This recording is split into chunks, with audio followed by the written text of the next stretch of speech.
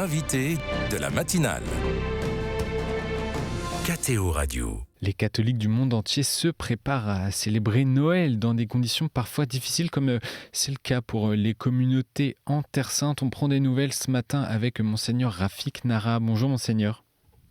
Bonjour à tout le monde. Merci d'être avec nous ce matin. Vous êtes avec nous depuis Nazareth dans le nord d'Israël et vous êtes, je le précise aux auditeurs, évêque auxiliaire du patriarcat latin de Jérusalem. Alors dites-nous Monseigneur, quel est le climat actuel en Terre Sainte ?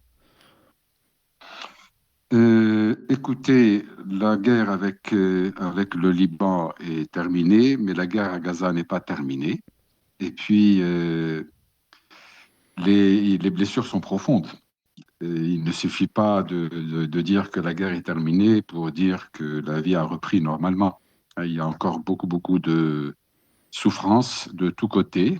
Il y a les souffrances, bien sûr, à Gaza. D'abord, je pense à toutes les familles qui ont perdu leur maison. Il y a beaucoup de victimes aussi. Mais côté Israël aussi, il y a beaucoup de souffrances, beaucoup de personnes. Il y a eu des morts, mais il y a eu beaucoup de personnes mutilées à cause de la guerre, beaucoup de personnes qui sont déplacées.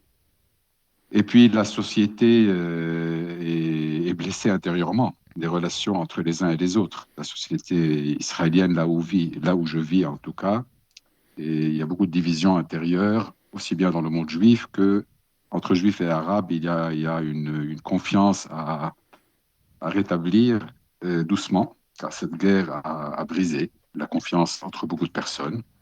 Et puis la vie est très chère. Voilà, le prix de la vie a beaucoup monté en raison de toute cette guerre.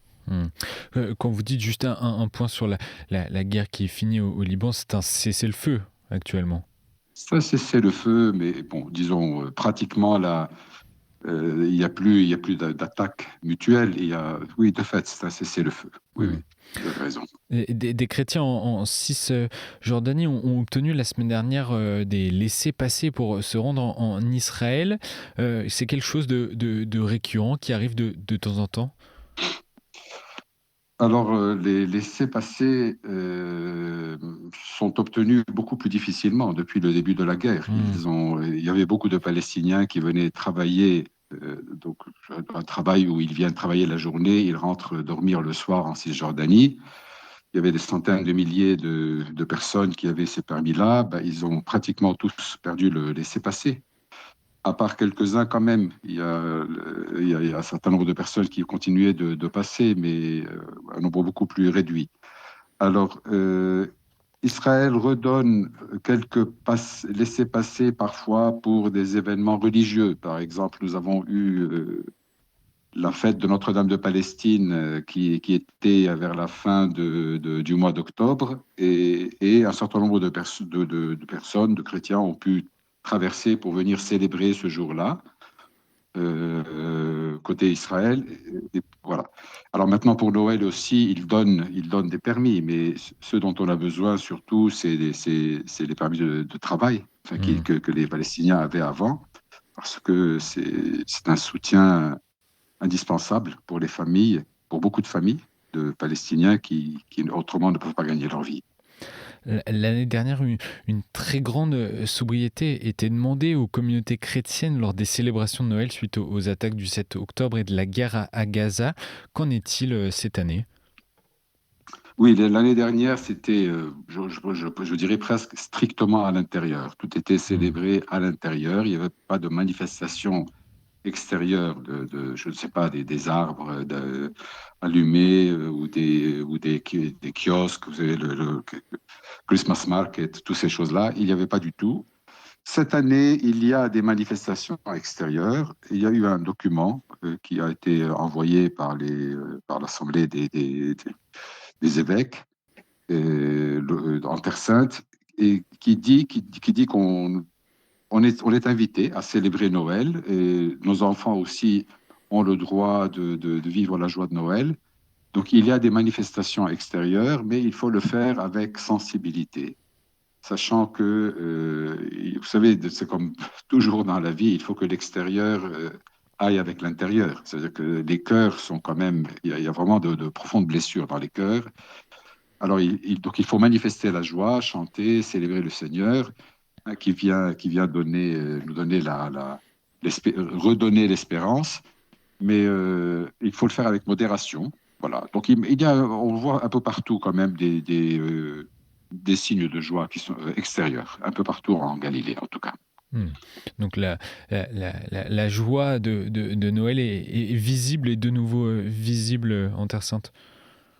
Elle est visible, Hmm. mais le discours qui l'accompagne est un discours de temps de guerre quand même, de temps de guerre ou d'après-guerre ou de vers environ après-guerre, puisque la guerre n'est pas terminée, mais on espère que ça cesse bientôt, qu'il y a un cessez-le-feu bientôt. Donc c'est un peu dans ce climat-là, hein. Donc hier, par exemple, à Nazareth, il y avait comme ça une soirée de Noël, si vous voulez. Pas de Noël, c'est-à-dire des chants de Noël. Il y en a beaucoup comme ça. Hein, on fait des soirées avec beaucoup de chants de Noël pour que les gens vivent un peu dans l'ambiance de Noël.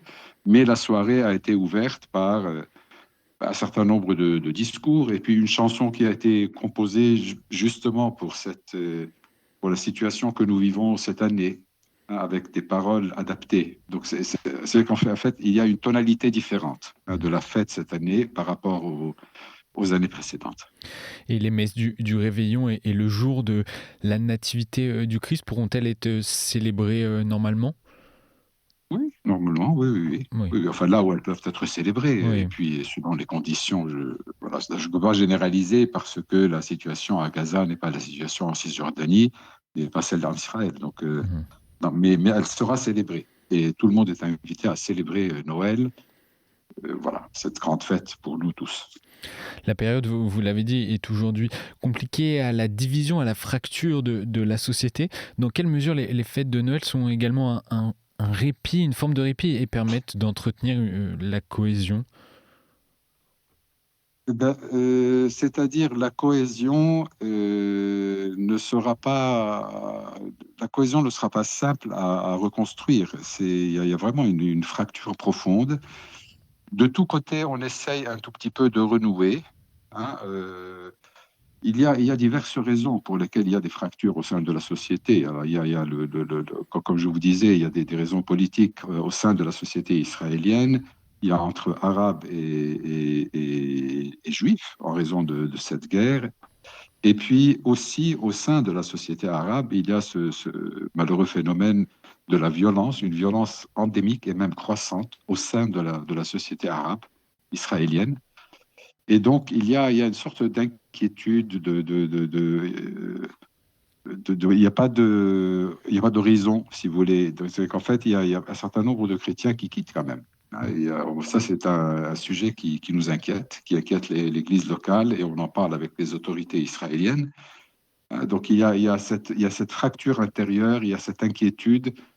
Alors, comment est-ce qu'on la reconstruit? Ben, nous, en tout cas, quand on parle avec nos communautés, nos chrétiens, nos fidèles, l'esprit de l'Évangile est un esprit qui permet de guérir, de se réconcilier, mais c'est un long chemin. Donc ça dépend c'est par la parole, si vous voulez, par la parole, une invitation à la prière, des rencontres là où c'est possible de faire rencontrer des gens pour renouer un peu le dialogue, mais c'est un long travail. Vous êtes témoin de ces actes d'espérance, de cohésion malgré la fracture de la société? Ben, il y a des Hmm. actes un peu partout. On essaye, voilà, c'est difficile d'entrer dans les détails, mais de fait, il y a des rencontres qui sont faites. Mais encore une fois, et nous, en tout cas, là où on peut avoir une influence directe, c'est surtout par rapport à nos fidèles. Et c'est dans la manière dont on parle avec nos chrétiens, dont on écoute leurs souffrances, leurs inquiétudes, et puis on essaie de donner un peu d'espérance autant que possible. Il y aura aussi l'année jubilaire, hein, l'espérance ne déçoit pas, hein, du pape. Donc on aura toute cette année pour reparler un peu de la vraie espérance chrétienne, hein, qui n'est pas simplement que je me sens bien aujourd'hui, hein, mais qui est beaucoup plus profonde que cela. Vous avez parlé, monseigneur Nara, des difficultés économiques qui pèsent sur les chrétiens et également, pouvez nous rappeler les conséquences économiques que ce conflit, que cette guerre a aujourd'hui pour les chrétiens en Terre Sainte? Le prix de la vie pas pour tout le monde, pas seulement pour Oui. les chrétiens. Le prix de la vie monte beaucoup. Il y a beaucoup de pauvreté, hein, même en Israël. Ce n'est pas le même. C'est vraiment des milieux sociaux très très différents. Le niveau de la vie est très différent en Israël, en Palestine, à Gaza. Je ne compare pas les trois milieux. C'est vraiment trois mondes. Mais même en Israël, le prix de la vie monte follement. Et il y a beaucoup de pauvreté. Et c'est sûr que ça ne changera pas de bien vite. Car en réalité, le coût de la guerre est énorme. Et finalement, ben, ceux qui payent le coût de la guerre, c'est les gens, hein, c'est les habitants du pays. Donc, voilà, il faut apprendre à vivre plus sobrement. Enfin, je ne sais pas quoi vous dire. Et quelle est votre espérance pour la Terre Sainte, monseigneur Rafik Nara? Ben, écoutez, l'espérance, quand Paul dit l'espérance ne déçoit pas, il parle d'une espérance qui vient d'une persévérance dans la tribulation, mais avec la foi que le Seigneur nous accompagne, il est avec nous, et que à travers toutes les épreuves, ben, il y a quelque chose que nous avons à apprendre peut-être. Vous savez, on a des fois, parfois les médias, pas Catéo, mais les médias en général vous donnent l'image d'une vie facile, voilà, tout va bien, on va acheter, on va consommer, la vie est, voilà, on va faire la belle vie, mais la vie n'est pas comme ça. La vie est beaucoup plus difficile que cela, et la joie que le Christ nous donne est une joie qui naît de la foi. Jésus, son nom, c'est Emmanuel. Dieu est avec nous, Dieu nous accompagne. Dans la tribulation, il nous donne d'expérimenter sa présence, sa proximité. Il nous donne la force intérieure d'aimer, de donner notre vie aux autres. Et c'est ça qui donne la joie et l'espérance. Voilà, donc il faut réapprendre, je pense, la base chrétienne finalement de ce qu'est l'espérance pour nous chrétiens. Et une intention de prière en vue des fêtes de Noël pour les auditeurs qui nous écoutent pour conclure cette interview. Écoutez, priez pour tout ce pays, hein, ce pays du Christ, ce pays de la Vierge Marie qui est blessé, qui est profondément blessé dans toutes ses composantes. Hein, de prier pour les familles à Gaza, ça vraiment en premier lieu. Et en Cisjordanie, la vie est difficile, mais encore une fois en Israël pour que voilà, la fracture sociale soit guérie. Voilà, prier pour cette Terre Sainte qui est si importante pour nous. C'est là qu'a eu lieu toute l'histoire du salut pour nous. Merci monseigneur Rafik Nara d'avoir accepté notre invitation ce matin sur KTO Radio. Je rappelle que vous êtes évêque auxiliaire du patriarcat latin de Jérusalem et bonne fête de Noël à venir. Merci, bonne fête de Noël à vous tous. Merci.